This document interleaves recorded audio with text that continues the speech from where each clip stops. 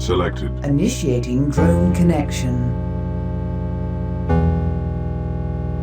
What's up, everyone? This is Vaporware. My name's MC Lewis. I'm Omero. Daniel. And David. But together we're going to power up and... The super team of... Form of water! Nation. Wait, form of water. Wait, no. Wouldn't that be form of vapor? Anyway. Yeah. Yeah, we started to discuss what we mean about vaporware. So, what did you guys think of Spiderman? Oh, I enjoyed it. Yeah. It was fun. It was a fun movie, yeah. There was, it's a very different Parker. We're seeing him be very, very excited and wanting to, be an Avenger. And so this is a very, very different Parker who's not all about responsibility, cry, cry, cry, lost Uncle Ben, cry, cry, cry. It's not going through the whole with great power comes great responsibility. Didn't mention it once. Didn't mention it. Well, I mean, I swear I thought they brought up responsibility at one point. Yeah. And I think they just kind of left that where it was. I think it's a different Peter Parker. It is. His name was Pedro Parker in this one. Yeah. Well, they call him. No, I got Michael Keaton calls him Pedro. Yeah, Pedro. I liked it. I thought it was cool. It wasn't my favorite Spider-Man movie. That will always be reserved for Spider-Man 2 from Sam Raimi. Spider-Man 1 and 2, those are... Spider-Man 2 is my favorite superhero movie of all time.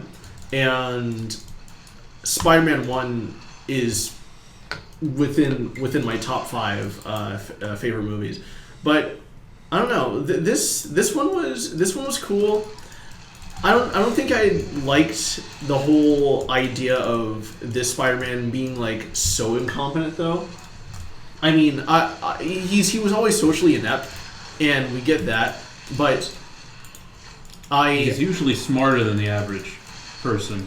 And Wait for Bear. Yeah, I was like, is he gonna say Bear? Is he gonna say no? But no, he totally. But this one, you didn't. I don't think we got to see his powers, or at least for me, I didn't get to see him use his powers the way I would have liked to see him use his powers. Well, of course not, because he was pretty much Iron Man Jr.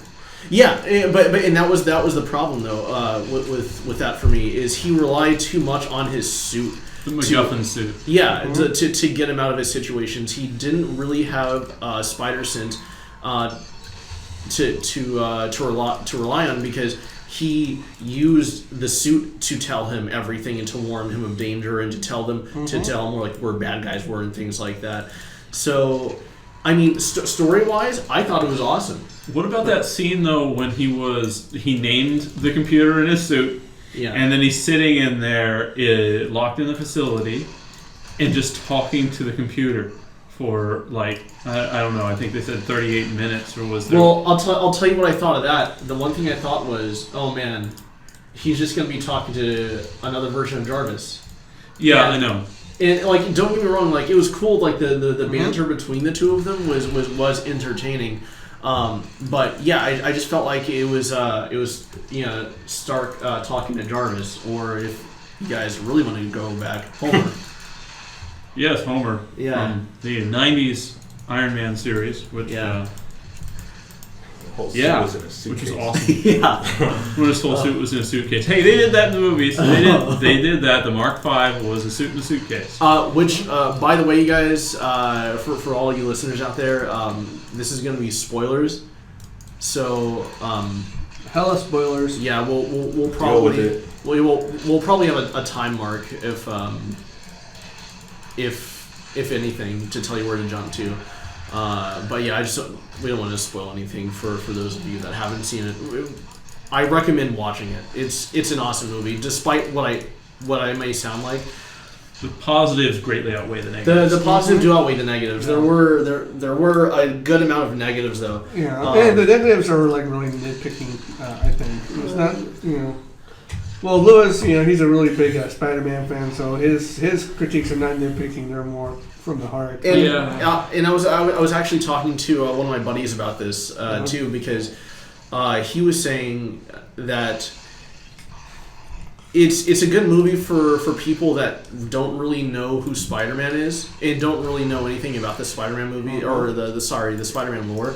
Because when I was watching it, this felt like they were kind of recreating him, like completely just like recreating him. Into Iron Gene. yeah, pretty much. So I don't. But what do you think of that? Because I mean, was it really a Spider-Man movie at that point? To you? What do you mean? Like, was it? Like it. It didn't really feel like a Spider-Man movie. It was a what if. Yeah. It was a what if movie. You have a really good point. I always felt that the webbing and all the other stuff that like crawling on walls and everything. I thought that was, and I don't know, I may be incorrect, but I thought that was part of his abilities and wasn't supposed to be the suit, right?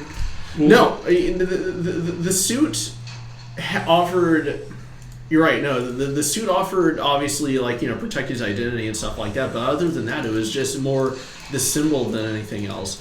Any functionality of a suit that he had came from other suits, like his the suit that he used to fight Shocker.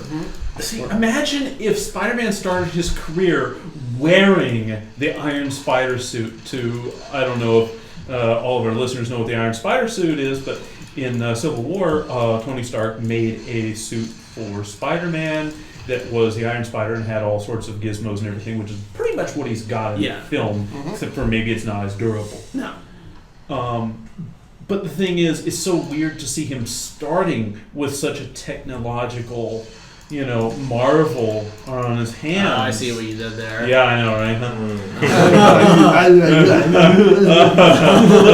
It was clever. Shut up. But go ahead. But the thing is, I think that starting him at a high point like that can be kind of detrimental, because now people are going to compare Spider-Man in the next film. Let's say if he's got it powered down and he starts doing it classic Spidey style without a hugely souped up Tony Stark suit that tells him everything he needs to know. Viewers who became accustomed to that suit are going to feel cheated. Yeah. At least that's my thought. Yeah. No,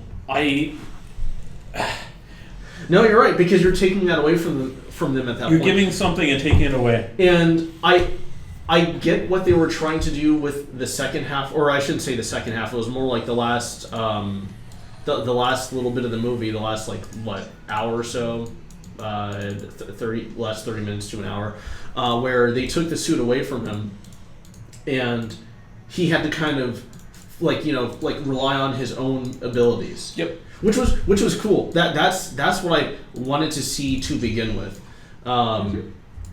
But yeah, it's I thought it was interesting that they kind of took the suit away at the end, and have him kind of rely on his own innate abilities. Well, that suit that he got at the end still was pretty well souped up anyway. But Well, no, I'm talking. Well, I guess I'm talking about when Stark took it away and he had to rely on his own the homemade. Little. That was stuff. cool, because at that point, to people like you and I who have known Spider-Man as not being somebody who was wearing a techno suit, that felt like Spider-Man. Yes.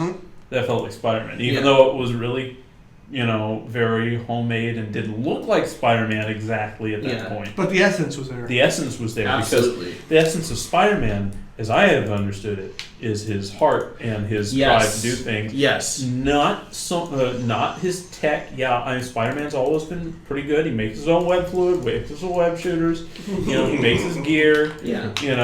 Pretty born with a web shooter. Well, I just feel like it felt like in many ways it felt like another Iron Man movie. Well, if you look at the have you seen the poster for it? No. The poster for this movie looks just like the Iron Man 1 poster. And to be a little more critical, I guess you could say, is that I feel like it kind of makes Sony look bad that they couldn't really not reboot, but create an awesome Spider-Man movie On their own. On their own, they needed let's get the most popular Marvel character at the moment, Thank you. Iron Man, to help us out, relaunch this franchise.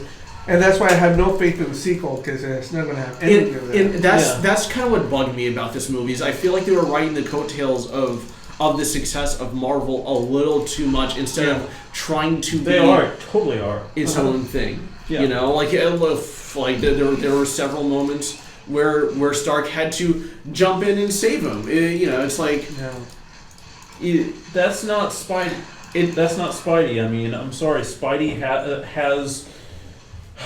I mean, how new is this Spider-Man to everything? I imagine that he's done. I think there's a scene early on where there's a guy who's using a Slim Jim to try to get into a car. And he goes ahead and webs his hand to the car, and I think he slams his head into the car too. He just bashes him and then everybody is like, "Hey, that's his own car. He's trying to get into his own car." Yeah. And Spider-Man, is like, "Oh, really? I don't." He didn't know what the situation was, and he just treated the other person like a criminal, which, I can see Spider-Man making a mistake, but usually you think that he has. Oh, he has. Oh, yeah. Sin Eater. Yeah, Sin Eater.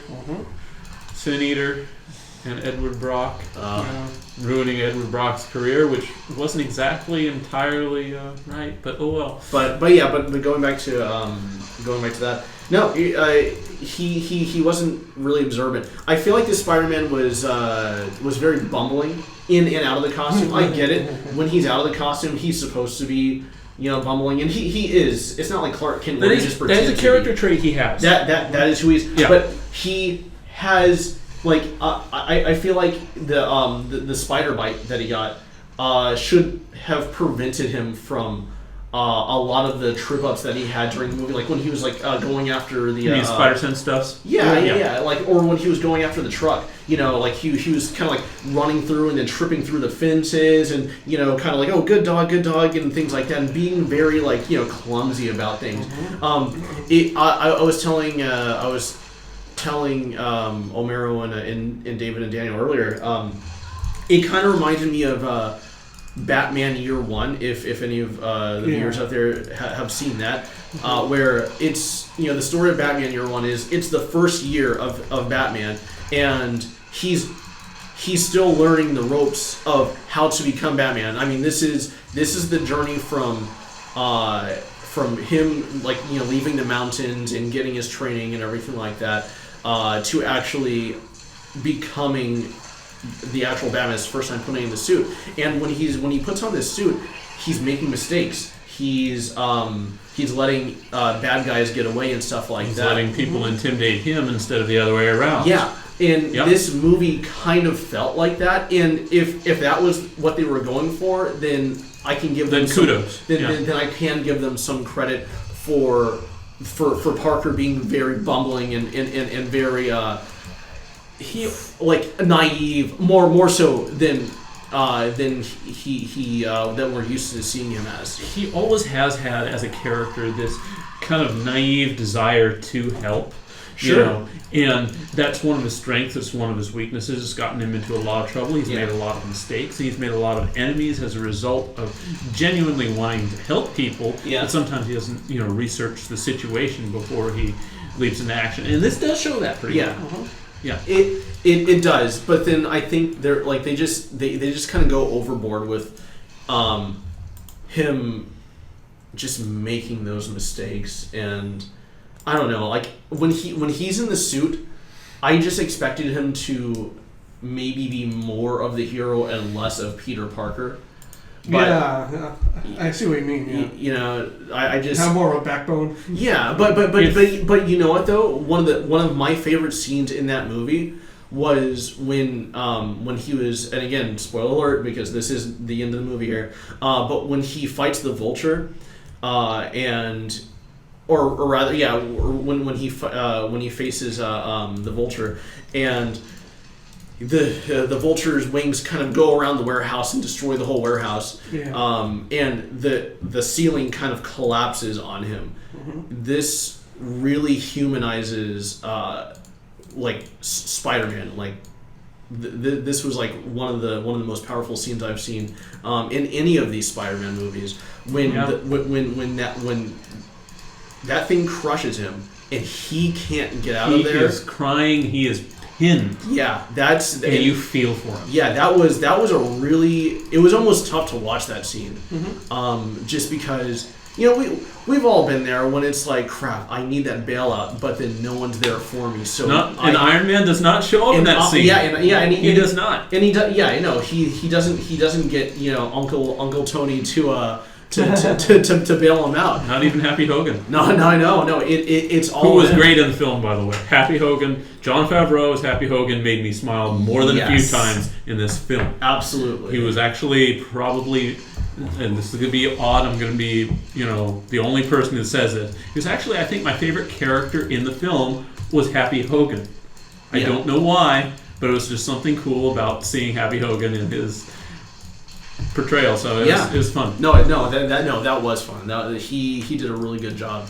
But yeah, that scene where he's like pushing all the rubble off of him and everything like that, and he's just looking at his reflection, which was a really cool scene because you get to see half the face of Spider-Man or half the face of the mask that he made, and then half of Peter Parker, which is like a thing that they always allude to in the comics, where it's like like the half Spider-Man face, half Peter Parker face. I really feel that kind of that really humanized him, and I think it's cool because a lot of kids that get bullied out there could look at that scene and then kind of like say that to themselves, like, come on Spider-Man, and put bringing themselves into that more heroic role. So I think that was a really cool scene. He pulled himself out of that situation, and he did it by his own merits. It's a very good lesson on life. Yeah. Because sometimes, as much as you always hope to have everybody around you to help you out, there are going to be many times in this life where you gotta do it yourself. You gotta do it yourself. Yeah. It was really cool. Really quickly, I'm going to address the elephant in the room about this movie. What's that? Which was another one of my peeves. Another one of my. We've already heard, but go ahead. The bigger things I didn't really like about it was I get that they were going for the diverse cast, but I feel like they kind of went overboard with just changing some of the support characters, like Flash Thompson, and again, spoiler alert, Mary Jane at the end, to these different ethnicities, which I feel like is kind of a cop out, to be completely honest. When I was watching it, and I forgot her name in the movie, but it was like the weird one that was always Michelle. How at the very end, she's like, "Oh, my friends call me MJ." I feel like that's kind of a cop out. She could have been her own character, and she could have actually been really interesting. But they had to, say, "Oh no, she's actually Mary Jane Watson." The thing is, no, her name is Michelle. Okay, second of all, it was pretty bad, scene, because she says her friends call her MJ, but early in the movie she says she has no friends. So maybe she was lying. Poorly written, but the point is, okay, MJ, it's just thrown in there, right? They could easily just say, well, it's not Mary Jane. They just call her MJ. Yeah. They could easily write themselves out of that. What was that thing that happened in The Dark Knight with the character? Yes. Well, and that's what I was saying. I kind of equated to The Dark Knight Rises. Yeah. For anyone that's seen that movie. But it was towards the end where, wow, I'm Why just don't reading you other go names. by your real name or something like that? Yeah, it was, God, what was the guy's name from Third Rock from the Sun? Charles Lithgow. No, the kid. The kid. Jordan Gordon-Levitt. Yeah, yes. That's one. Yeah, Joseph Gordon-Levitt. At the end, because he's helping Batman throughout the movie, and then He's finally, a cop. and at the very He's end, a cocky idiot. at the very end, he's taking a plane, and he's checking his luggage in, and she's just like the person that's like checking his luggage is just like, why don't you use your real name, Robin? And there's like, real, like what the? You just get up from your seat and you're like, okay, who do I slap? Yeah. Who did this? That was some horse shit right there. Mm-hmm. One, Robin's real name isn't fucking Robin. And two, what kind of cop-out bullshit was that? Sorry, we're going to do a lot of bleeping for this one. What kind of cop-out bullshit was that? Because It would have been better if they said, why don't you go by your real name, Dick? Dick. Just call me Dick.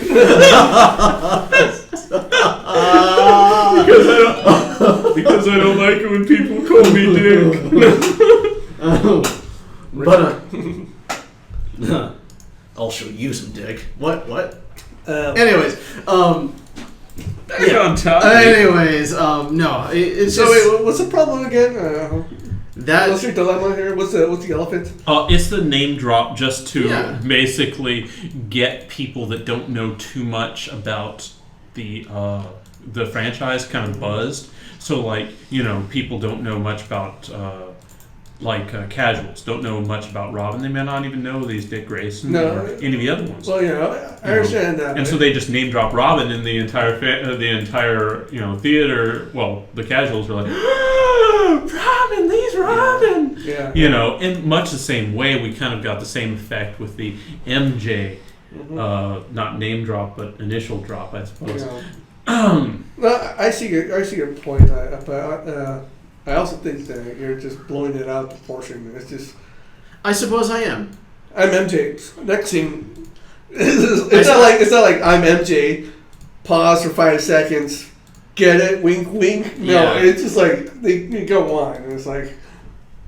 But what do these roundtable discussions, do besides blow things out of proportion? Well, I got This-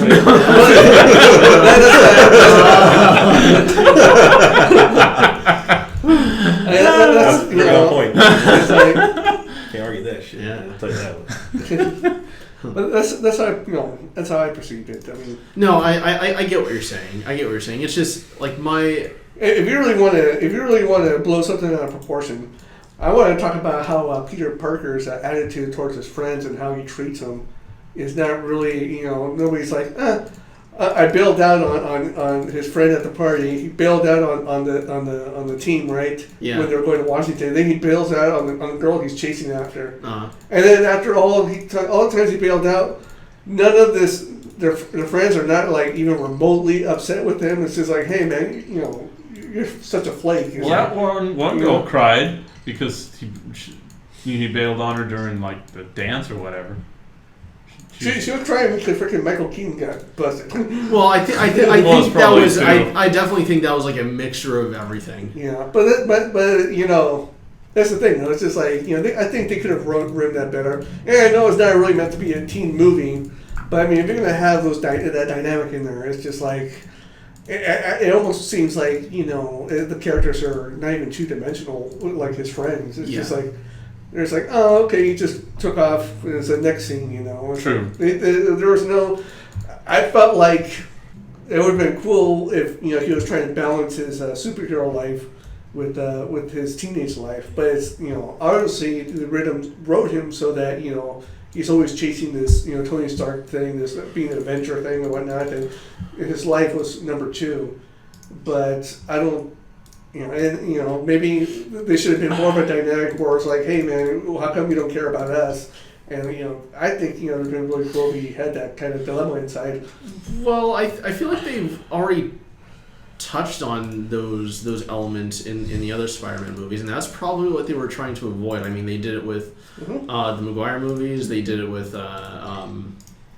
Amazing Spider-Man? Yeah, the Amazing Spider-Man series, and that's kind of something that they do in like a lot of these superhero TV shows and movies, where it's like, oh well, he doesn't have enough time for his friends, but he has enough time to do this, but we can't really know what he's doing. I will say, Oh, go ahead. I'm not trying to excuse it, but I feel like maybe Sony was just trying to like bypass that whole, well, I have a double life and I can't really say anything about it sort of a deal. I think that they were just trying to scoot their way past that so they can get to the dynamic with Iron Man and with him trying to prove himself as an Avenger, because that's just adding another element into the movie that they probably didn't need. I mean, at that point, I feel like it would have been too oversaturated. It would have been trying to do too many things, and it probably would have turned into something more akin to Spider-Man 3, the movie that never existed.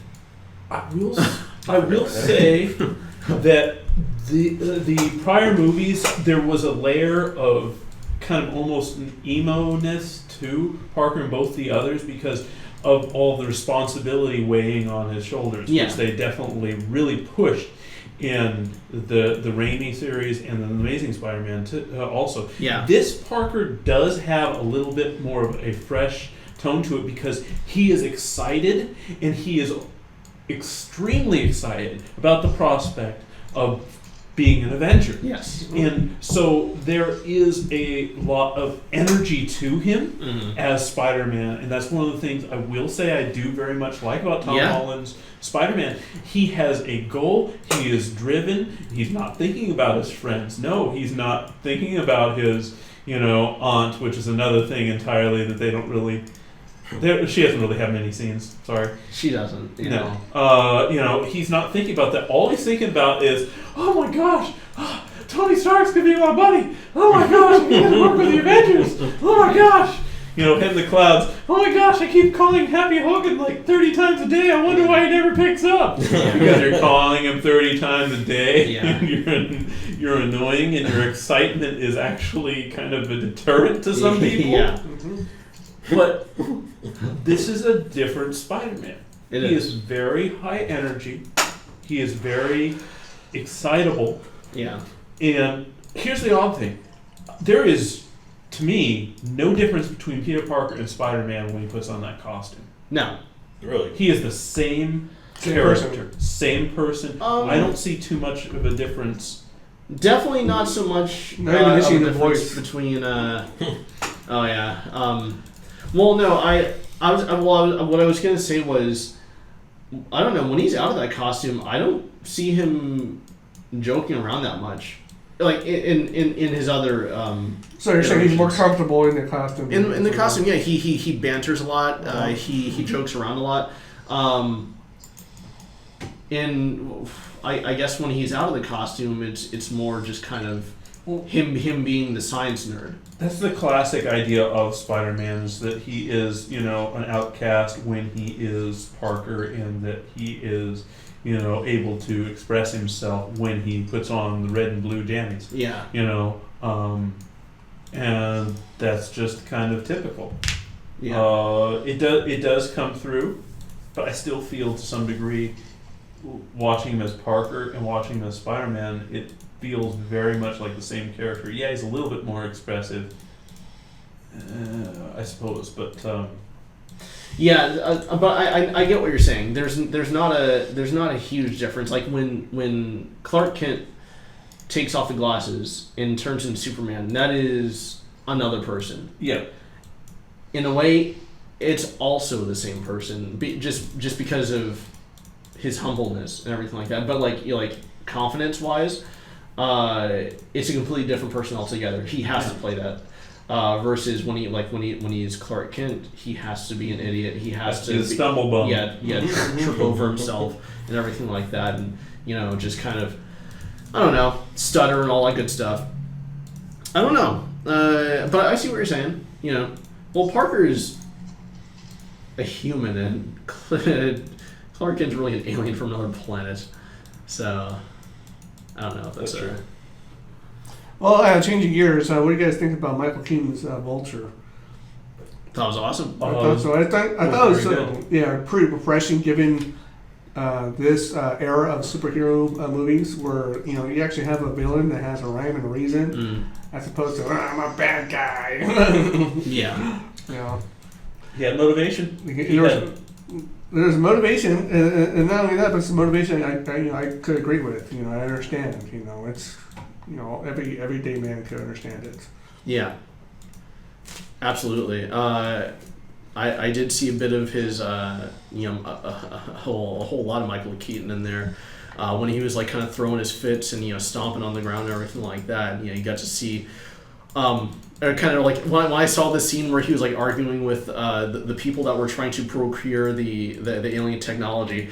I saw a lot of his Bruce Wayne when he was going crazy with the Joker. Back in the Tim Burton films, and also like Beetlejuice when he was like arguing with Lydia and he was like trying to explain himself, but he couldn't tell her what his name was, and he was trying to get her to say Beetlejuice. I was like, oh man, like there's Michael Keaton, dude. No, it was fun. Watching him was awesome. Yeah.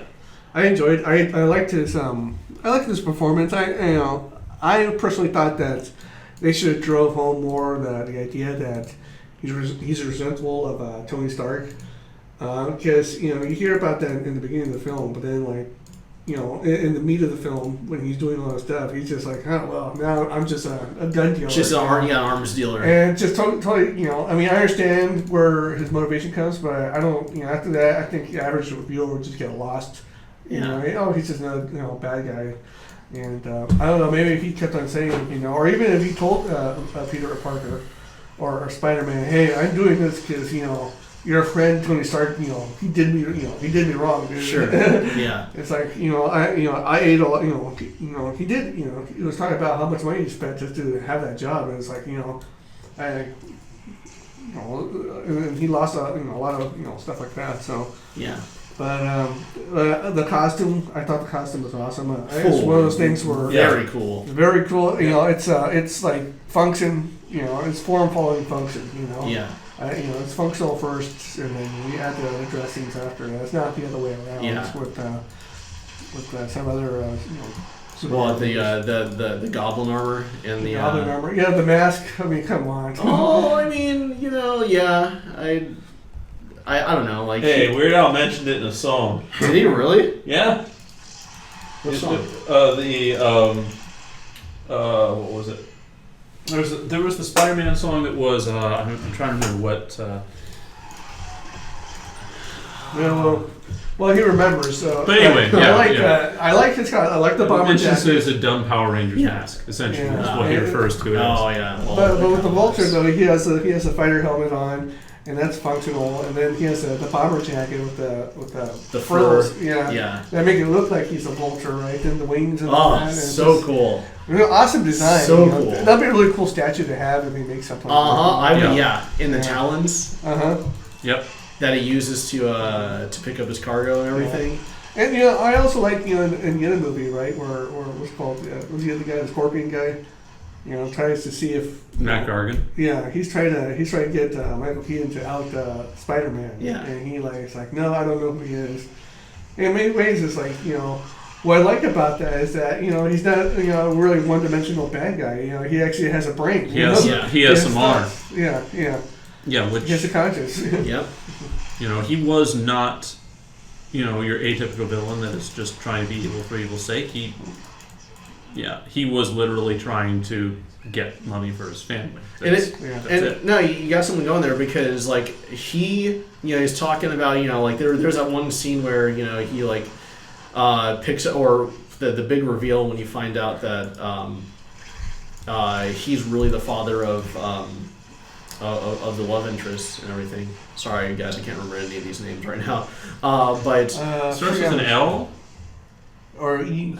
I can't. Well, whatever it was. Well, the point is like when he goes to pick her up, and then that car drive, which is a really really cool scene. Like, there's a really cool scene. Really good tension in there. It's just like super tense, and you're just there like, oh my god, what are they going to deal with this? Figure out like, oh my gosh, I think that my chaperone is the Vulture. Yeah. Oh my gosh, he knows I'm Spider-Man. Yeah. Oh my gosh. Yeah. Oh my date doesn't know. Really good.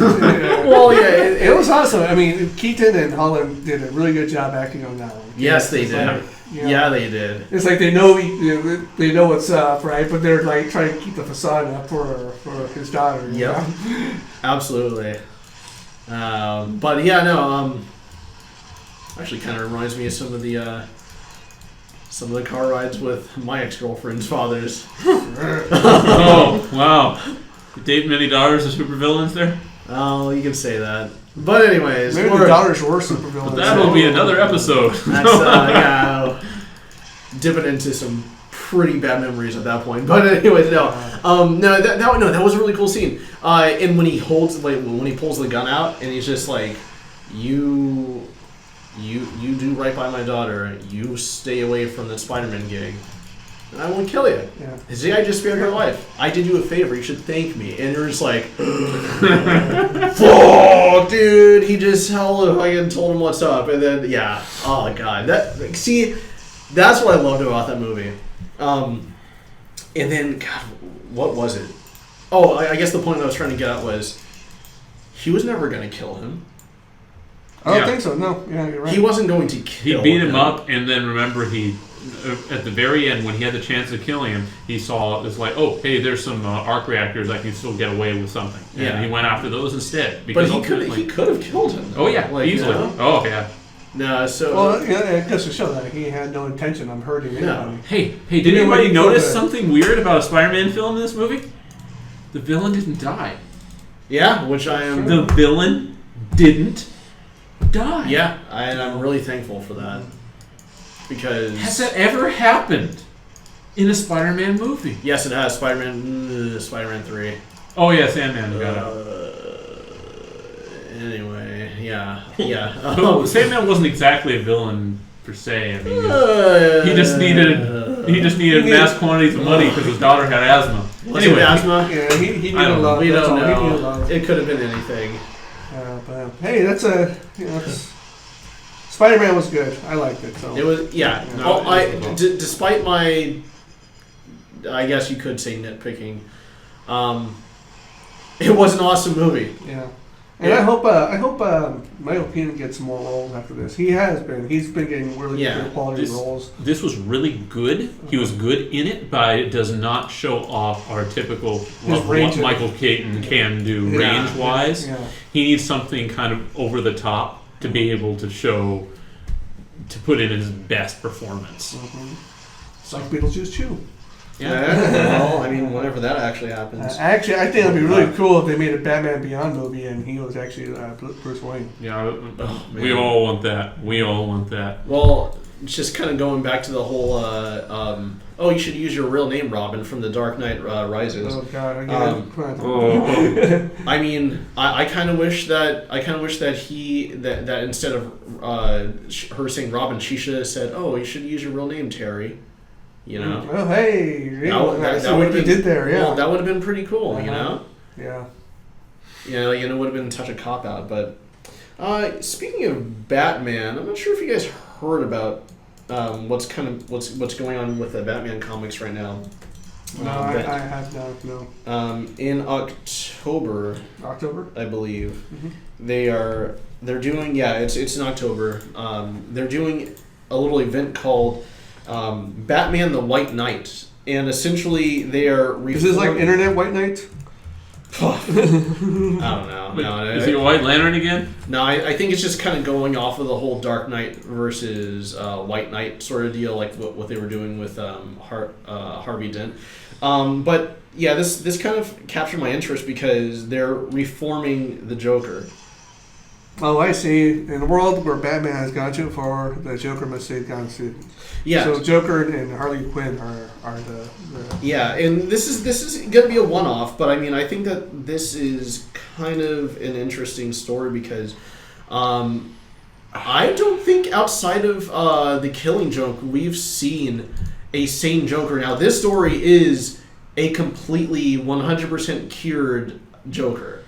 She it's not like what we see with Harley right now, where she still has that craziness, but she's a good guy. This is the Joker reformed completely of all of his Madness. of all of his madness, and he's actually trying to rid the city of costume vigilantes because he feels like that's what the problem is with Gotham City, is that Batman's just creating this endless loop of criminals being able to, or criminals like leaving Arkham and then being put back in, and he is trying to defeat Batman, but he's trying to do it strictly by the books, completely 100% by the books. So this is kind of crazy because Batman doesn't really have the dynamic of, oh well, Joker's mad, so I have to put him away. This is Joker is, and he's trying to run for, I believe, mayor or governor or something So like wait, that. this isn't some sort of an Elseworlds thing. This is happening in the actual continuity, and Batman is not. No, it's a miniseries. It's a miniseries. Okay. So A 7-issue miniseries. yeah, this might just be its own little thing, just like what they're doing, like Batman. Dark Knight Returns or whatever things that they've done in the past that Yeah. aren't quite What- the main continuity. Yeah, and the White Knight is referring to the Joker in this case. Yeah. Yeah, and our boy is trying to, or Joker rather, is And running for mayor, I believe. Yeah. Mm-hmm. Yeah, and he's trying to put away Gotham the right way. So yeah, I don't know, sounds kinda interesting. I mean, they're doing a new idea, I guess, well, I'm not sure if the idea is new. It kind of reminds me of what they did with Green Goblin or Norman Osborn way back for Dark Avengers, like a while back, where Norman Osborn was reformed and he became the mayor of a city. And yeah, I don't know. The whole idea about the bad guy reforming and kind of being a political figurehead. But it's just weird to see the Joker in this particular role. Because, personally, I wonder. I mean, it doesn't feel like the Joker. And I don't know how they're going to play it off. yeah. Well, he's reformed, though. Yeah, I know. So So finally they he give the- him a Riddler, Yeah. but wouldn't that make him the Riddler? Yes, yes, I said that, and you are all feeling pain. They gave him Bane's venom. Actually, he took all those toxins. I mean, so, and Batman is supposed to be typically our Batman. He's not a quote unquote menace on society. No. He's just Batman as standard, vanilla. Yeah. Mm-hmm. Speaking about Black Knights, what about this Black Panther movie that's coming out? I don't know you have a lot to say about that, Lewis. And Minorities in movie. Will it bomb? Is it going to be pandering to minorities or the audience? Not blatantly, but I still think it will. In a way, it's.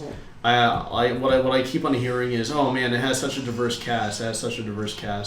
And whether or not that was the intention, I don't know. I would just like to see more movies with minorities that don't necessarily, pander to the audience. Pander to the audience and bring so much attention to the race as much as what the person can do. Like a good example of this, and I'm sure we've talked about this before, but when you watch a movie like Blade, which is a really awesome movie, all three of them, I don't care what anyone says about Blade Trinity, that was a fun movie to watch. When I saw that, I didn't see, oh look, it's a black guy playing Wesley Snipes, so that's so cool because they got Wesley Snipes playing black guy. playing Blade, I should say. No, it's just it's just Blade. It's a vampire hunter. I didn't see him as like, it's cool because he's also black. I just saw him as a goddamn vampire hunter. Mm-hmm. And I think that with this new Black Panther movie, I think that people are all just eating it up because it's Calling attention to it's race. calling it attention to the race itself. Which is something that I was really scared of for the Wonder Woman movie, and I'm glad that they didn't do that. Because, I have this whole stigma with, just putting too much attention on a particular thing and then blowing out of proportion and just causing too much attention to it, like Supergirl.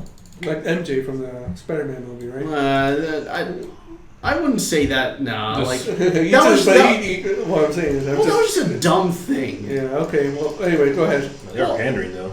They were, but it wasn't like constantly hammering it, down your throat. Like it wasn't trying to like. But they were upfront about it. It wasn't even subtle. Mm-hmm. Yeah. I mean, I can say a lot. Anyways, you were saying no. Like when you watch stuff like Supergirl, like the first season of Supergirl, all they do is like constantly just like remind you, oh, they're women and they're also powerful. Mm-hmm. Like she's a woman and she's powerful. That's so crazy. It's like, of course, Yeah. We've had this discussion before. Yeah, we already had like a freaking 3 hour shot based on this. But I guess to sum it up, there's people out in the world that don't believe in that, and sometimes that have to be spelled out for them. It has to be spelled out for them, and you also say yourself, and it's already identified in the series that by season 2 they don't do that anymore. Season 3 or 2, right? Yeah, season 2 is a lot better. Ever since they moved to the CW, actually, it's a very it's a pretty good show. Yeah. But going back to the... I guess I don't want people to like it just because of the cast. I want people to like it because it's an awesome movie. Alright, fine. Take Black Panther out of Wakanda and put him in a situation where he's fighting bad guys outside of Africa. Civil War. I think... Civil War, yeah. Yeah, well, the kid already did that. I understand what you mean, Louis. I think Black Panther's... But make it his own movie, though, as well. Make his own movie, but having him from Wakanda and all that, I think they're just othering the whole idea of the movie. I hope they put Zamunda in there. He's from Africa. This is how it is over there. Yeah. This is how African superheroes are like, and and elites and stuff like that. And I guess if they have to introduce a character and make more moves out of him, maybe they have to do that. Sure. I prefer to see it a different way, but that's just me. But also, I get you. We you did complain. Sometimes we complain that they're pandering too much. Hollywood does, but in many ways, it's like I think there's going to be a lot of people that are going to like this whole marketing scheme of it's going to be an all black cast and whatnot. But the thing is, I think a lot of people are going to be ignorant about it, is that the fact that the reason why they're doing this is because it's Hollywood's fault. I mean, they've been exclusive with their casting since they ever existed. Sure. And the fact that they're doing this and pandering now, it's like it's almost saying that, hey, we were racist, or we are racist, or we are discriminatory in making movies. Yeah. And by making this movie and by trying to sell you on the fact that they're all black, it's kind of like it's like a sore thumb. It's like you're making it obvious that Hollywood has a problem with casting minorities in films.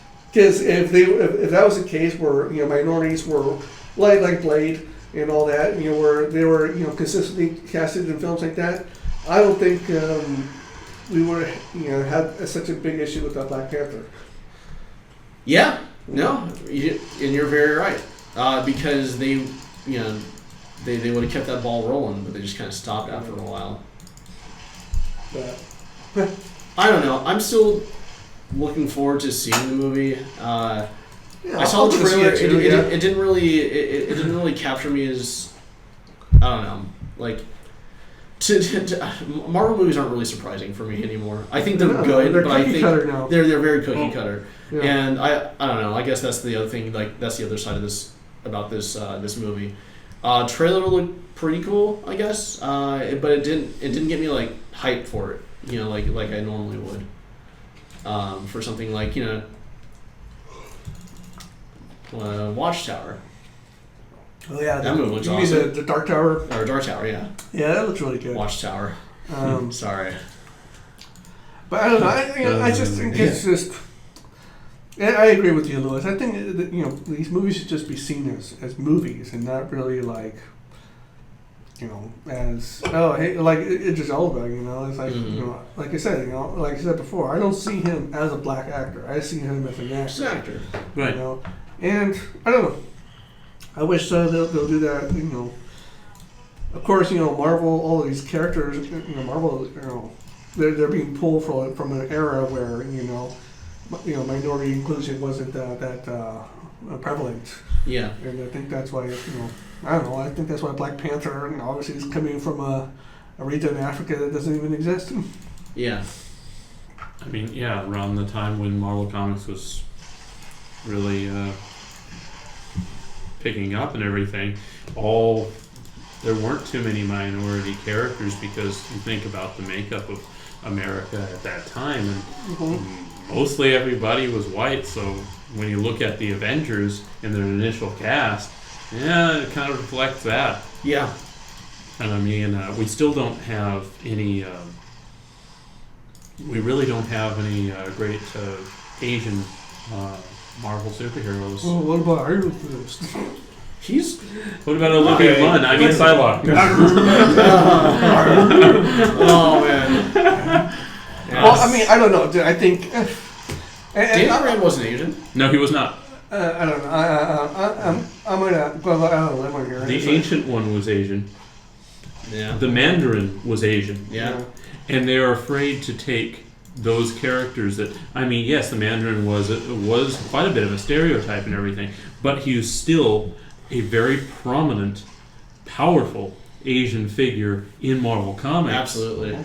And they were like, oh, I don't know, he's a little too stereotypical, let's make him something completely not Asian. It's like, yeah. I have, friends that are like, well, he was one of the bigger Asian characters, and you decide not to make him Asian. It's like, Yeah. Yeah, I mean, no, it's just. Yeah. And I think Asians have it even worse when it comes to representation in Hollywood or any kind of medium. I mean. Agreed. I mean, look, even comic books or manga, too. It's like, the manga, that's just another thing, the art sells that way so they can produce as many as they can. But to me, I don't look at those characters and think, oh, they're Asian characters, because they're not drawn as Asian characters. Yeah. They just look like a bunch of cosplay bunnies that you'll see a fan anime or something. It's true. That's not to say that, obviously the implication is not there, but it's just, but, oh well, it's just, who knows? I'm all for them creating new characters. I always have to say that DC and Marvel should push the envelope and start creating new characters. I mean, well, that's what I was kind of hoping that they were going to do with just quickly going back to Homecoming. That's what I was hoping that they were going to do with this cast that he had, like the Ned character. Ned Leeds, which was really just Genki from Miles Morales' Spider-Man comic. Mm-hmm. But in the normal verse, he's the Hobgoblin, or who else did they change up? Like Flash. Flash Thompson. I guess I just maybe they could have called those characters just different names. I think I probably would have been more okay with it. I get where they would have been coming from with that, but I mean, I don't know. Maybe it's just because I just didn't want to see those characters changed up to that extent. Mm-hmm. It pulled me out of the movie every time I heard those names, because I'm hearing the name Flash Thompson and I'm hearing the name Ned, and I'm not thinking, or asshole that was a bully or anything like that, or freaking or the Hobgoblin, I didn't. I hear those out names, and it conflicts with what I know the characters to be. Yeah, and it just creates this. I this break from the movie. Yeah, I guess that's what I was trying to say. That this guy is Ned Leeds, and you're like, what? Yeah. You hear the other guy's Flash Thompson, and you're like, huh? I would have preferred if they had called him Genki, even though he was Miles Morales' character from his Spider-Man comic. I would have much preferred it if they had just called him Genki, because that's an original character, and he was a cool character too. Yeah. I don't see why. Parker had to have a bully named Flash Thompson. These were not bad characters in the movie at all. No. They weren't bad characters. No. They It's did just when excellent. you compare them to comic book characters of of greatness, of legend now that have already been established. that have for a already been long time. established, then they appear to be bad Yeah, characters. I mean maybe less so on the Flash Thompson aspect of that's it, true. because there's no he was just Flash Thompson. And he's always been an asshole. He didn't appear to be. Yeah, he's an asshole, but he's also very much a jock. And you didn't get that from this guy. in You fact- only got the fact that he wants to, that he's kind of a jerk. That's Yeah. all. You And- get the fact that he's the big macho guy. I didn't see macho in this guy at all. And for Flash, and okay, so thank you, because here's another thing that I was going to talk about that We character. have to also realize that the whole jock bully, machoism. That's so 80s and 90s. It's there's different types of bullies And prior nowadays. to that, And prior to that, but Yeah. I think nowadays it's bullying. but it bullies a little defines the different. character. And, yeah, you're right. It does, but you know what? I don't know. It's I just don't know. I guess he just really means what he sees. It's not believable. I see what you mean. It's like Yeah. it's like for me. It's like that Star Trek movie, the reboot one. Mhm. It's a great movie, Yeah. but when they start name dropping and saying this and this and that, and it's just like these characters were to do this, it kind of pulls you out. And Yeah. I agree what you mean. Yeah. I mean, doesn't mean the movie is any less enjoyable, but it definitely kind of makes me I was like, oh shit, no, actually, this is supposed to be this character. That's right. Yeah, I don't know. Again, still like the movies. I mean, I'm all for diversity in these movies. I wish that these characters could have been their own characters. And just to go back to this Flash Thompson thing. Flash Thompson what was that little club that they were in? Oh, The little science club thing that they had going there. Whatever. I know what you're talking about. But yeah, it was like the I don't know, it was like a little science club thing that they had going. Flash Thompson in that thing, instead of being like a big football star or whatever else. I couldn't see his character in that role. It's like, oh yeah, I'm Flash Thompson, Yeah. and I'm the leader of the chess club. Yeah, that's right. You get out of here, Parker. Yeah, This is my spot. I get it. I know what you mean. But I guess we can agree. We can agree though is that even though that's not a one-to-one representation of the character he grew up with, the essence is there, and I think that's why they took the names. Yeah. Yeah. So, For anyways, sure. But yeah, Spider-Man, good movie. good movie, good flick. Yeah. And I'm sure you guys are gonna watch it, so I don't need to really tell you to go watch it. Boy. All right, now that spoilers are over, and you just pretty much skipped over about 40 minutes of our video. Oh boy. Yeah. Oh yeah. The other thing. God damn it, Lewis.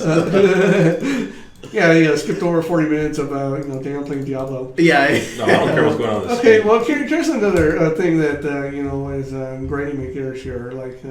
Some people are liking the JLA new movies coming out, and comparative to Avengers. And to me, it's just like it looks like a hogwash. It looks like a fucking battle royale of a movie, And by battle royale, I don't mean like the actual comic series. I mean like a wrestling match. Yeah. Oh, you don't mean the movie with was it Goldberg? Well, it was a play on battle royale. Well, anyways, the point is I don't know. I mean the JLA. I mean, I thought it looked cool. You're talking about Justice League, the movie. Is that what you're talking about right now? Yeah. So the You just Justice call it League? JLA. obviously yeah. somebody doesn't know what JLA stands for. Well, But, that's not what the movie's called, so. anyways, JLA. I don't know. I saw the trailer, and for me, it's just like, I don't know. What was it? What was it? Just like a big punch fest for you, or what? It's like I just don't like the feel of it. Mm-hmm. It's like It looks like Thor 3 to me. look like well, when I think about Justice League, I think primary colors in the costumes and stuff like that. Yeah. Really bright. This thing, we're still in the fucking Nolan. Yeah, Batman. no, Or not yeah, Nolan, I'm sorry, Snyderverse. Yeah, the Snyderverse. Yeah, they're no. It's like when I think Justice League, I don't think Watchmen. Yeah, I get what you're saying there. Yeah. Well, I mean, It's just, okay, if I want to watch a Justice League movie, I want them to be fighting Darkseid.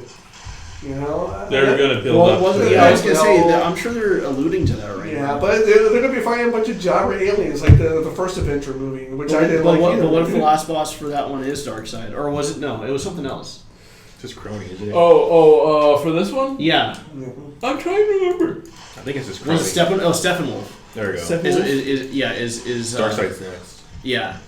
What about Calabac? I don't know. Well, they're fighting someone, but Okay. Exactly. Who the fuck? Okay, I get what you're saying. It's just. I don't care. I get to see Batman. I didn't even see Batman versus Superman. But then what about the Avengers trailer? I mean, did we really understand who exactly they were fighting from that trailer? With Avengers, we had everybody built up. We knew who was going to be in there, and we actually wanted to see how they interacted with one another. We've only seen Batman and Superman interact, and that did not go well. And I think that's the problem with it is.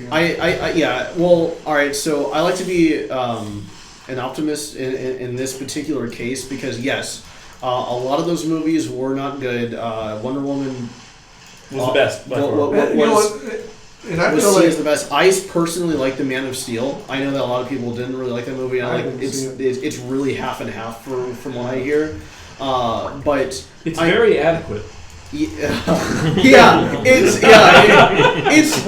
definitely below average. On an adequate level, I would say it is a 6 out of 10 on the adequate meter. It's totally an absolute. Still below. Truthfully, I think the only reason I dug it. I think the only reason that GLA will do well is because of the success of the Wonder Woman movie. Because I think a lot of people like that movie. They're gonna be like, "Oh, she's gonna be in this one." Yeah, it's not gonna do the same thing. It sure as hell did bring them back a little bit, but I don't know. Like I like to believe that they're gonna do okay. I saw the trailer. It looked fun. Despite the dark kind of undertones. Yeah.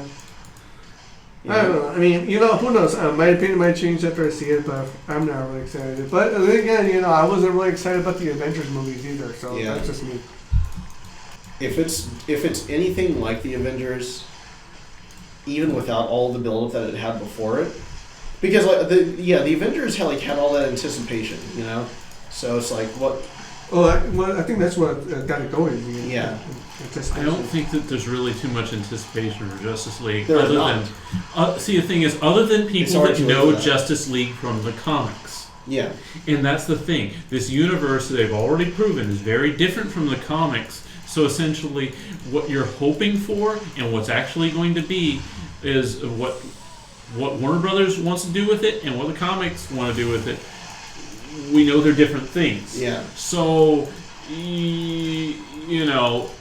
it's. I'm going to use the example of Transformers and Michael Bay because the first movie everybody was excited because everybody remembered Transformers, everybody loved Transformers. Yeah. And then you go and see it and you realize that the vision was very, very, very different. And it turned off a lot of people. A lot of people still liked it, but the thing is, ultimately, I think this Justice League is definitely being fueled by the comic book audience, not the movie audience. What is that? Well, I don't know. Back in the day, when we were talking about this Avengers shit happening, that's exactly what we wanted it to happen, right? I would hope we make an X-Men just like a cartoon or something. This time we're going to have something that's based on the comics that no one has no recollection or no build-up. So the people that know about it should know about it, and that's kind of what we wanted prior, right? but now it's like now it's something we complain about. So I mean, I don't know. I mean, I guess because we can't have the whole build up that Avengers had. They literally built it up from Iron Man and actually went out of the way to take it this long. Yeah. I mean, DC is scrambling right now to get it back up there. Yes. I mean, BVS was the reason. Well, that was it. That was supposed to be Batman, and look what it turned into. It reeks. I'm sorry, but Warner Brothers' efforts, and I'm not going to say DC because this is Warner Brothers. Warner Brothers' efforts to put together a super team movie kind of reeks of desperation. In such a Suicide Squad. Well, Suicide Squad's the first example of that, actually. Yeah. Everyone thought that was going to be the shit, but look what happened.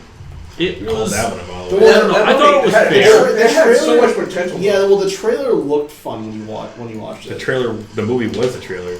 The way that was edited. That's the thing. The trailer was fun. Yeah. The movie was not quite as.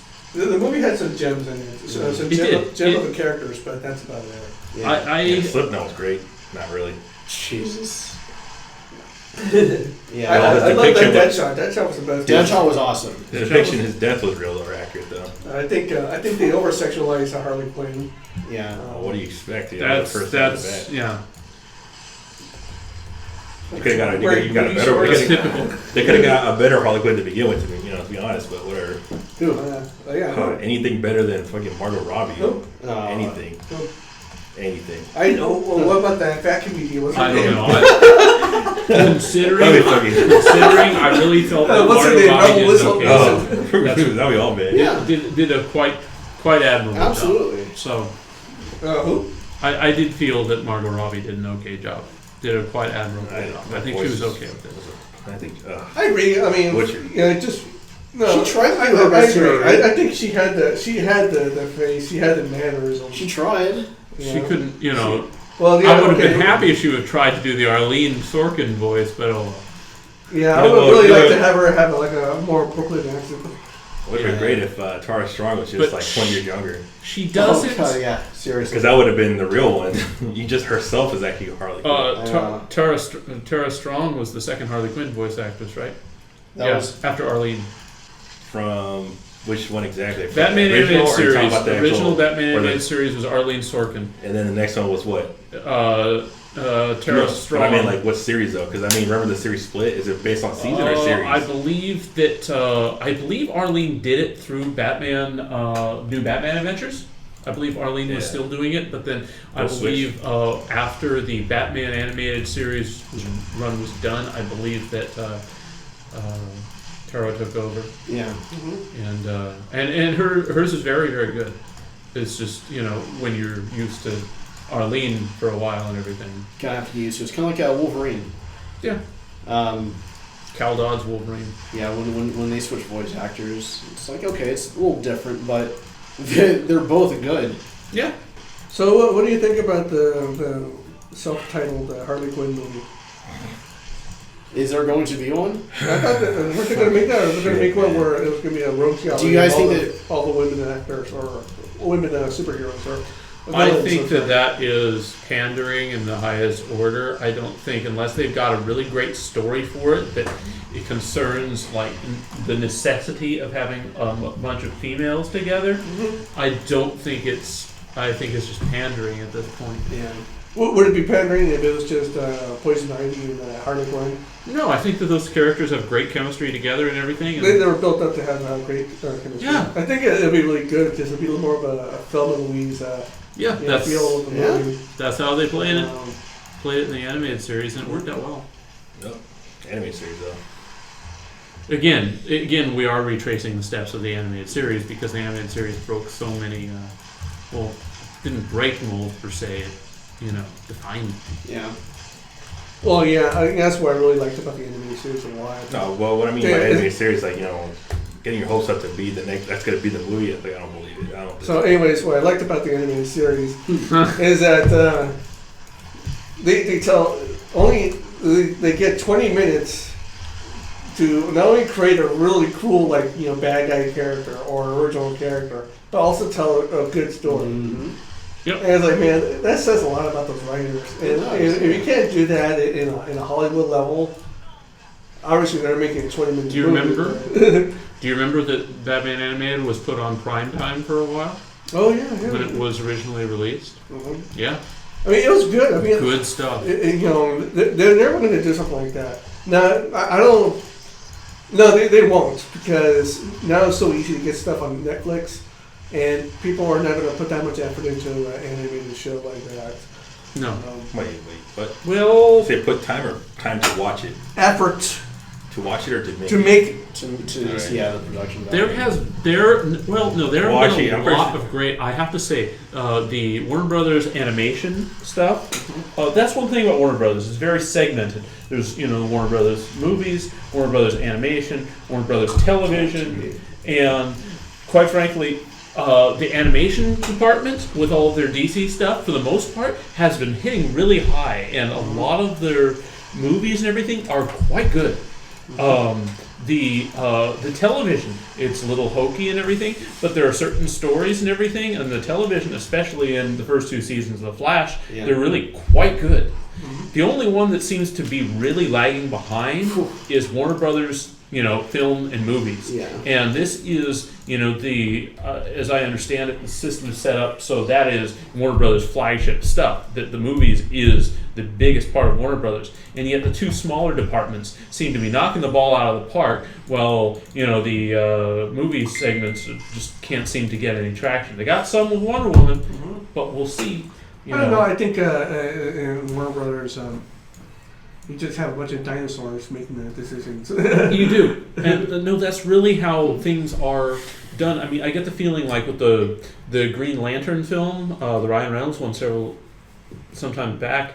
I get the feeling that the people who wrote it, and apparently had several different writers, but I got the feeling that they didn't know anything about Green Lantern, and they decided to Wikipedia it. And I could be wrong. Put this information together and start writing, a script. Because the people who really loved and knew Green Lantern, it didn't make any sense to them. The thing is, you have to speak to people fan to fan, and that's one of the things that Joss Whedon did very well with, the Avengers film.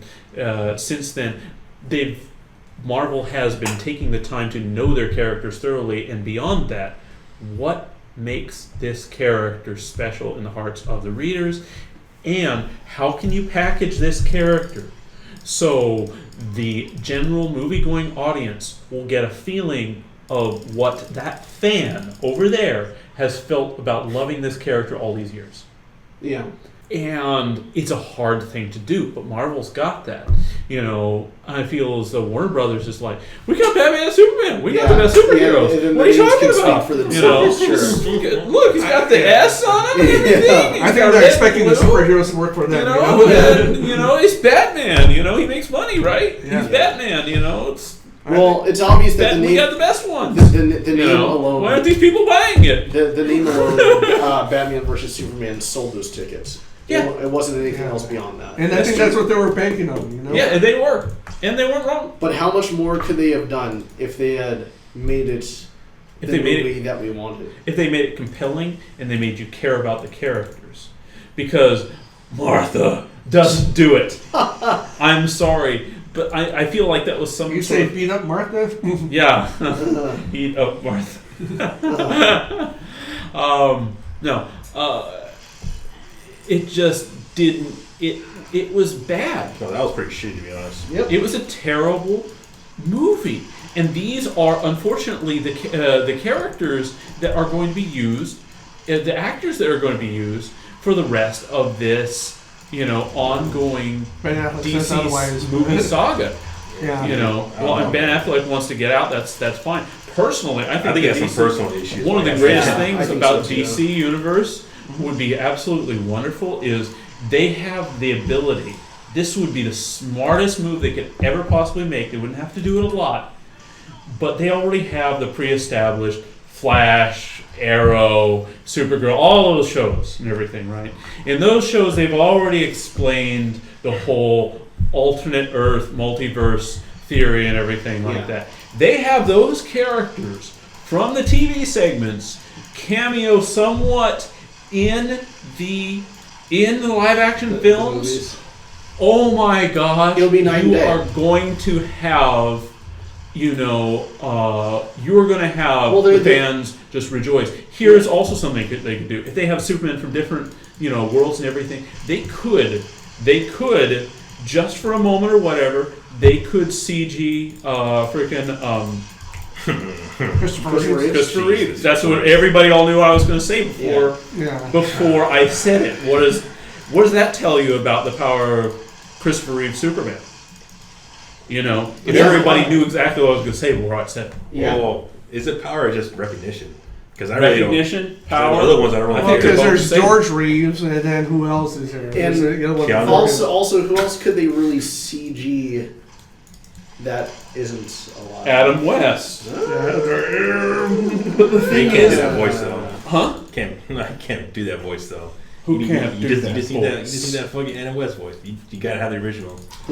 You can have somebody do it. There are many talented voice actors. Clearly did it with fucking Tarkin. Or you can reuse some, or you might be able to reuse some of his audio because at this point you don't have to have him show up for long. Mm-hmm. You just have to show that if whatever Darkseid's plan is, if it causes the multiverse to collapse and these characters end up occupying the same space, you don't have to have Christopher Reeve do anything more than have one of our heroes get knocked down and have him standing up there saying, "Looks like you could need a hand. You need a hand, friend," or something like that. And then take off. That's all you need. Wait, so would this be a Superman from another? Yeah, another Earth. Another Earth 2, Earth 3, 4. That'd be awesome. Yep. That'd be awesome. That's all you need. That's all you need. And then the entire that entire fanboy base that remembers that, every fanboy, every fangirl remembers that, will just be like, "You win." Just that one scene. Yeah. You win. You got my money. You've got my attention. I would like to see you do more with that. But right now, I'm happy. See, but then the studio has the fans by the balls at that point. It's like, here's your little, here we go. Here's your. But don't get me wrong. Yes, that would be awesome. I agree too. But oh man, I just feel like we live in a different world now, or a different Hollywood. Where it's like it's all about dark and brooding. Here's your bone. Yeah. Here you go. Here's your bone. Here, is that enough to get you to come in to see our? It's more like here's better version. Here's a little line. That would be awesome as fuck though. But yeah, no, don't get me wrong. It's like a line of crack. It's like here, if you want more, you come over here. Yeah. Yeah. No, but like I guess God, what was it? What movie did that? It was the X-Men. It was one of the X-Men movies. I think all of them did. No. The one that was just constantly throwing you that. Just doing it for the fans. It felt like more like an apology than anything else. Oh God, what was it? Days of Future Past. Days of Future Past. Yeah, which was a good movie. Where they kind of reset everything. Right? Yeah, but I just felt like they were telling me sorry that entire movie. Sorry for fucking up your X-Men Cyclops.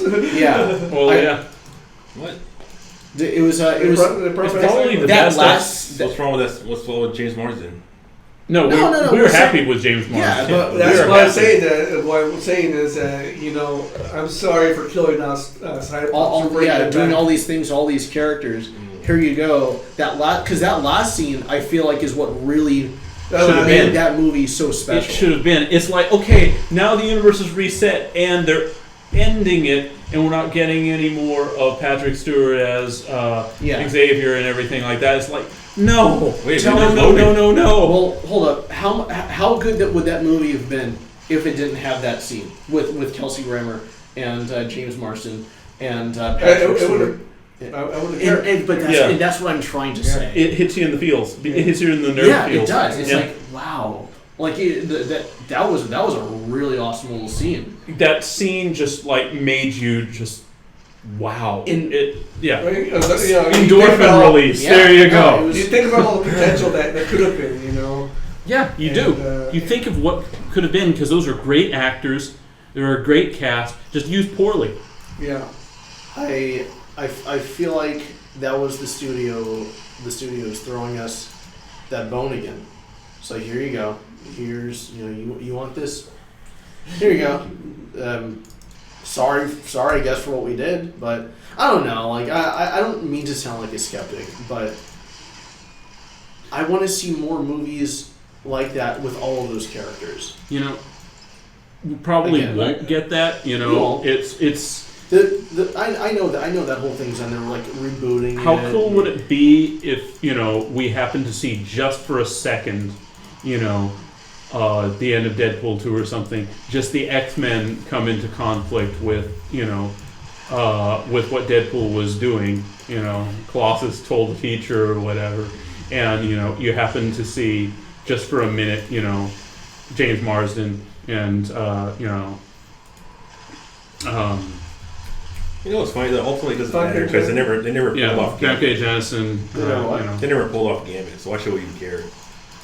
Well, everybody has a favorite character, and you're right. Gambit is many people's favorite. But that's the one that they never even bothered to. Besides that, Did they do him in Origins?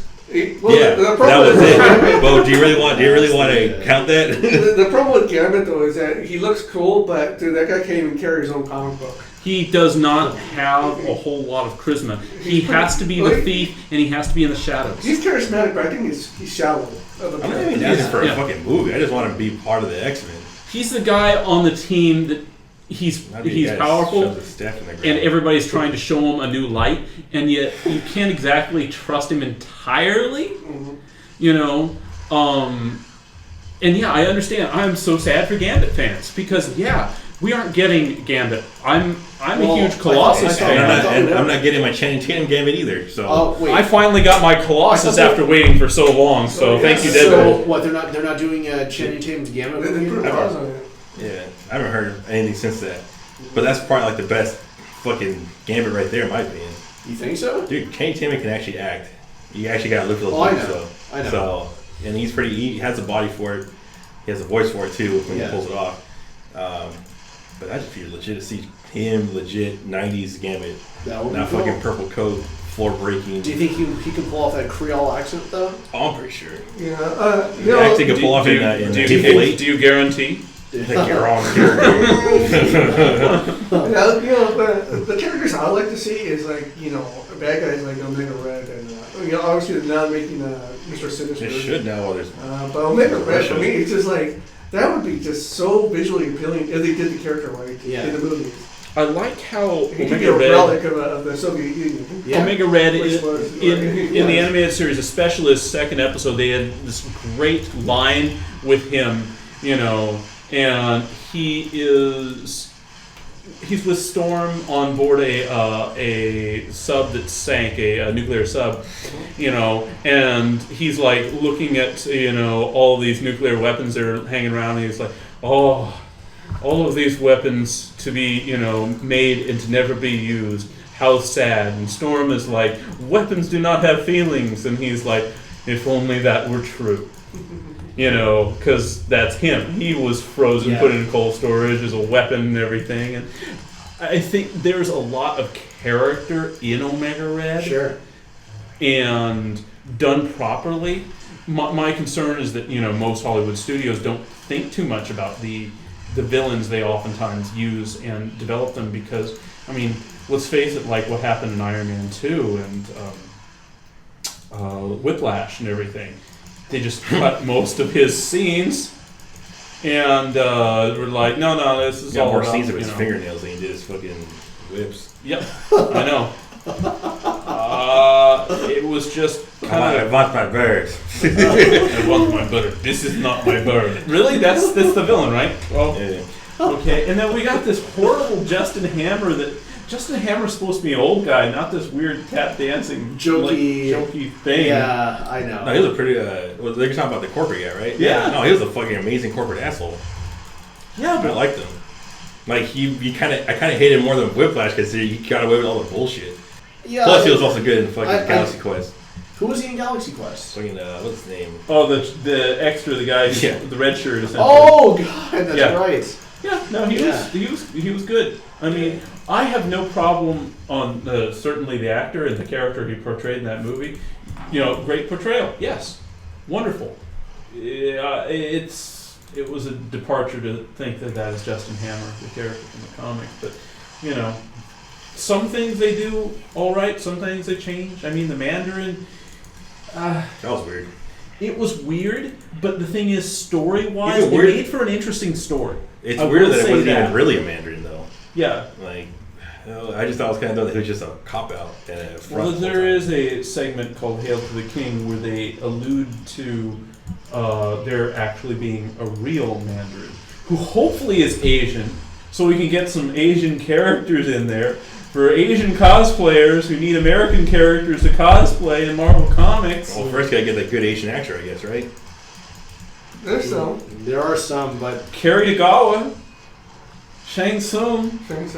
Oh, that Do guy? you need any more? Well, I mean, I'm sure he's older now, but Is he a celebrity draw, though? I mean, and that's the thing. yeah, he's not a celebrity draw.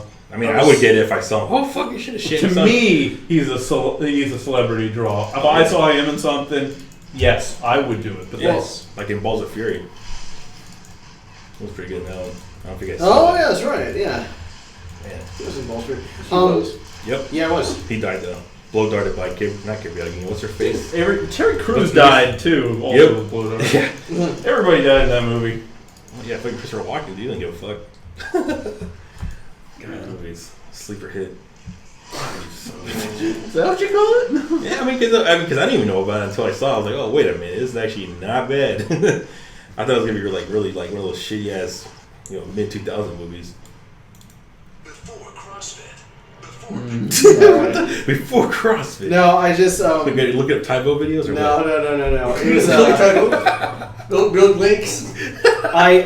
This is for all the listeners, all the viewers out there, but I encourage y'all to check out. If y'all have ever seen the movie Dodgeball, they did a charity event just recently. Oh, I heard about that. And they brought back Ben Stiller and Vince Vaughn to reprise their roles as Peter LaFleur and White Goodman, and They brought back more than that. Oh yeah, and was Quite it a few of the sporting Yeah, cast. yeah, just long. So you did see it. I saw Okay, it. Yeah. It was amazing. It's hilarious. It's hilarious. Beautiful done. Beautifully Yeah. done.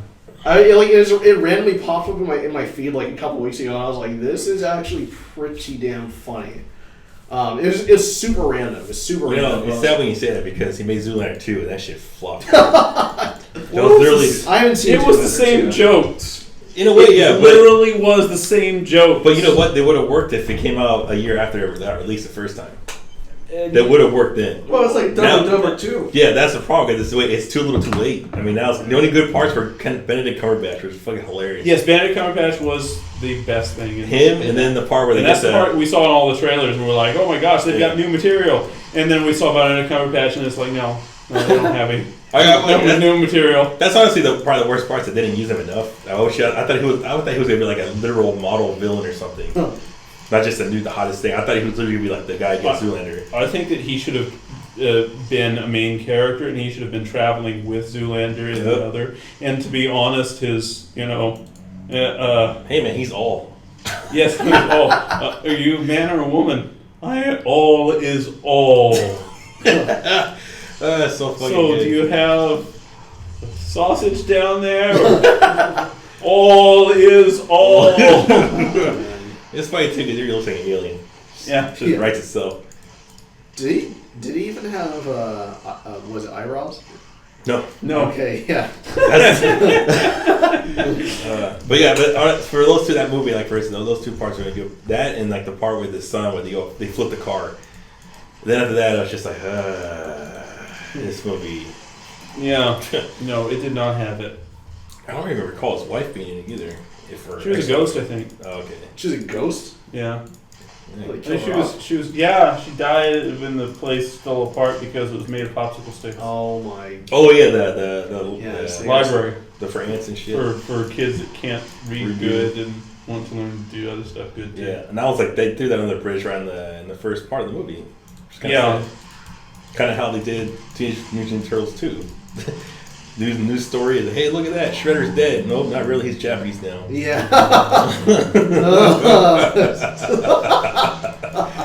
Which is fine by me, because what's his face? I don't even know that actor. He does all these roles for no reason. Yeah, it's just a corporate Shredder was really bad. Well, he wasn't Shredder, though. Yeah, and he even had the other guy like in the shadows. Wasn't he Colonel Schrader? No. Colonel Schrader. No, but that was one of the pitches. What the? That it was he was supposed to be Colonel Schrader. Oh, okay. Yeah, and they just said nah. Like he just ended up being I forgot dude's name, but yeah. I mean, that first one was really, really dumb movie. It's like, man, it's like literally shooting yourself with a salt in the eyes for a bit. Yeah. You only cures number 2. Just sit here and hold your eyelids open while you rub salt and drop it in your eyes. Yeah, like, I love that. Yeah. That's worth $15, right? Yeah. Now, so tell me salt. this: what if instead of Stephen Amell playing Casey Jones, what if it was Shia LaBeouf. No. I kind of wish it was Elias Shia LaBeouf. Codius? No, Channing Tatum, like we're just talking about. Channing Tatum, I think, would have had a lot of fun. He would have been cool. He would have been funny because he could play. Probably would have been a little too big, but that would have been cool. He could play the idiot though. The thing definitely. is, Yeah. that Like was Jeff. in the writing. That was in the writing. The fact that he was an ex-cop and he was really super excited and excitable, that was in the writing. That Casey Jones was messed up from the writer's desk. But does Stephen Amell really have that range to play? I think he could. A more accurate Casey Jones. Oh, I believe he does. I believe he does. You know, I haven't seen him in anything outside of that. That serious. Oh, I'm the Arrow. Yeah. Oh, I'm the hero. Gosh, I hate being the hero. I like to stab you with these things. I'm Batman. I'm an arrow. I haven't seen him like outside of that. That sort of role. I've seen Channing Tatum like be a goofball. I've seen him be serious. Yes, I did watch. What was the movie where he like lost his memory? Lost his memory. Oh no! I watched that. It was his wife. Heartbeat. It was his wife that lost her memory. And so she was married to him, but since she lost his memory, she didn't know who he was anymore, and so it was like the movie was about him trying to get her back. Yeah, it's almost like 50 First Dates. Well, yeah, but a more serious version of it. Yeah. Look at this leg. I was gonna say I can't tell if that's just the levels borders or No, it's funny too because this is what happened in Diablo 2 a long time ago. When you were going too far, you had to. The only way to fix it was go literally backtrack and then come back and then reload the. Which I just got So, Channing Tatum. I think that he would have been able to nail Casey Jones. Again, this is a Casey Jones that even if somebody else had been playing it, sadly, it would have still been messed up. Yeah. The ex-cop and everything. This was doomed from the writer's desk. Yeah, I was kind of weird being an ex-cop. It would have been cool if it was just straight up just do with a literal vigilante. He was a cop. Anyway. He just... Man, I liked that movie, but man, oh man, they needed a better story for Casey Jones. Or just maybe not even have him in there. Or just, or not have Save him him in there. Because he wasn't in the first one, so... Yeah. He didn't really... I would justify him if he was in the first one, to be honest. Yeah. So, that was, I don't know, interesting stuff, but, oh well, maybe I'll write like a fanfic of the second Turtles movie or something. And then we can share it with everybody else. We can all take parts and share it. Yeah. That sounds like fun, right? Exactly. Yeah. Sharing is caring, dude. No, like record ourselves doing the fanfics. Yeah, Reading it out loud. I'm down. Well, no, oh, dude, please. Oh man, I got some pretty good fanfics for you. My idea for a Sailor Moon live action where instead of the Sailor Scouts and everything, or instead of Sailor Scouts being like Japanese schoolgirls, they're black guys from the hood, and they're fighting corporate America. And Queen Beryl is really King Beryl, and he's not really a king. He's just the president. Can we start this from the beginning? You just said this is. We have 5 guys this time, right? Yes. And they're still going to be Sailor Moon. Yes. Are they going to be wearing the Sailor Scout uniforms though? Are they going to have burgers and fries? No. They're going Only to be one. wearing- Just one. Mercury.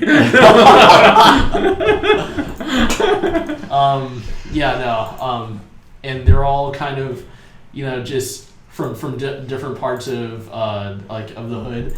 And I'm black, by the way, everyone. So I can say this. It's allowed. Why is it? How come no one told me that? Why does it have to be? Why does it have to be Sailor Moon? We could just make it a little cooler and just make a black version of Ronin Warriors. Well, because it has to be Sailor Moon. I mean, okay. Then you just really like Sailor Moon. But isn't it like, you know? Which I don't blame you because I like it too. Oh yeah. Hey, he's a director. He's taking it in a new vision. Exactly. Using his vision He's taking it to to alter Lewis' and vision. make it into something new and better. And when this version of Sailor Moon is released, I'm making it progressive. right? That's what it is, Lewis's Sailor Moon, Lewis will get all of the entitlements because Lewis will have made Sailor Moon popular. Well, that's true. Like Michael Bay made Transformers popular because he's the one who made it popular. It was never popular before that. Anyway. No, hold on. One can argue that no one really cared until Michael Bay came back. Oh man. Because I mean, during that time, Beast Force was already done and gone. That's the only one that everyone really unanimously was like, "This is actually good." Can't say Beast Machines, but the animated ones, baby car robots. But the rest of it is like, just garbage. Characters were good. Characters were good in all of them, and that's one of the things about Transformers that usually had characters that were actually developed or interesting. And that's Surprisingly for Bay can't do that. Anyway. Anyways, yeah, that sounds like a pretty cool idea. We'll probably make some more fan fiction-y stuff. I mean, why not, right? They're doing it for everything else in Hollywood right now. It's the quality right now. So. Yeah. But anyways, yeah.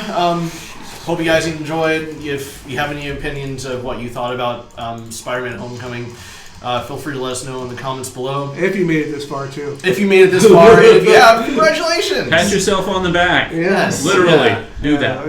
Yeah, or just skip to the end, whatever. Yeah, this has been Vaporware, and this is Prime. This is MC Lewis, And I'm Omero. Daniel, of course. And David. and thank you for joining us for this one. It's Yeah, for real. really, really good stuff. And we'll see y'all next time.